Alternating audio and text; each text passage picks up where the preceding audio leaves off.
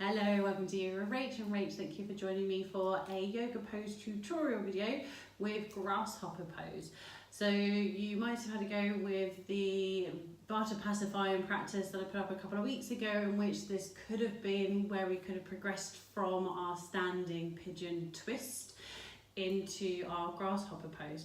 So if this one doesn't work for you yet, if you're like, I really want to have a go with this one, do work with things like your chaturanga, work with your other arm balances. So if you've already got things like crow or side crow, really work with those, and I'll pop some videos for those ones at the end as well. But also work with your seated pigeon and working with the twist, especially with working with the variation where we come into the twist where the leg is lifted, and focus on getting the stretch, that extension of the arm across the leg. So if you had to go with the tutorial that came up last week, the baby hopper, where we had to stretch the arm across the shin, now we're doing the same but different. We're stretching the arm across the foot. We want to make sure it's the upper arm, so biceps, triceps, not using the elbow or using the thigh. Or you might even work a little bit more with your reclined pigeon pose, is working with opening the hips. So lots of different poses that you can practice to slowly build up into these poses. So if we're here for our grasshopper pose, just be mindful that you are really working with the triceps, because you're placing that lifted foot onto your arm and shifting the weight forward as we extend the leg out to the side. So just be mindful that you don't push this one, you don't force this one. If you feel that you're going to topple out, roly-poly out nice and safely, so you might have some pillows and cushions around just to soften or cushion the fall. And we're going to come up to standing and find our standing pigeon pose.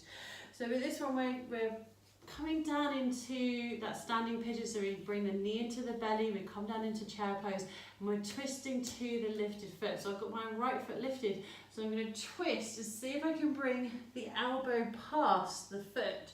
So I'm pushing the foot into the upper arm, bringing the hand down. Now the key thing with this is very different with side crow or something like some of the variations we try, where we bring the hand back. With this one, we're bringing the hands parallel to each other at the front or the side of the mat. So I tend to find it easy to use the length of the mat to help me find that line. So as I twist, upper arm connects with the foot, I bring the hands down, and I'm in that line of the mat.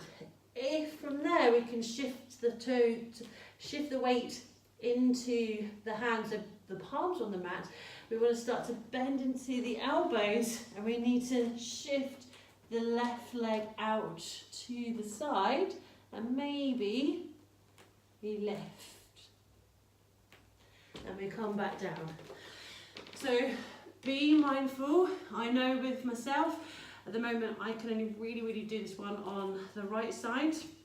When I come into the twist when I'm seated, I know my elbows all the way past my foot, whereas when I come into the seated variation on the left, I know my elbows are a lot closer to the foot. And because you want to have that little scope of range to have that bit of movement, just be mindful of that. So do check in with the seated variation first as to where the arm lands on the foot, because it's that point where your arm's going to be supporting your foot. Slowly shifting forward again. Your chaturangas are really going to help, because you're leaning forward, bending into the elbows. As you place that foot onto the arm, have a go with sliding the foot out and up to the side. Let me know how you get on. This one is a tricky one. It's taken me a few years in my practice, every now and then just checking in and coming back to it. But I'd love to know how you get on. Pop a comment in the comment section below, maybe even pop a photo up if you can upload a photo of you doing this pose. I'd love to see how you're doing. If you're in the Facebook group for the studio, again, pop a few photos up there if you're having a go with this one. Let me know what you think. If you would like some more arm balance tutorials, let me know again in the comments below. If you enjoyed this video, give it a thumbs up. If you haven't, click the subscribe button. I'll pop the button here, and it just means that you get notifications every time a new video is available. So thank you very much for joining me, and namaste.